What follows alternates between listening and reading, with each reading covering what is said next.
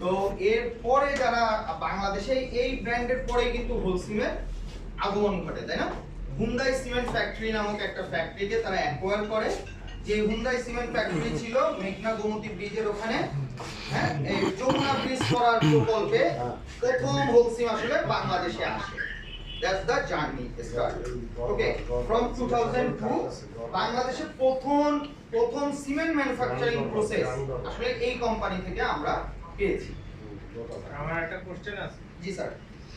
কোশ্চেনটা হচ্ছে এই ক্লিনকারটা কি আমরা ইন্ডিয়া থেকে আনি না এটা অন্য কোনো জায়গা থেকে আসে? স্যার ক্লিনকার আমরা বলতে যদি বলি হোলসিম আমরা নিজেদের ক্লিনকার তৈরি করি। আচ্ছা আচ্ছা। যাতে কোয়ালিটি যেন ডেটোরেট না হয়।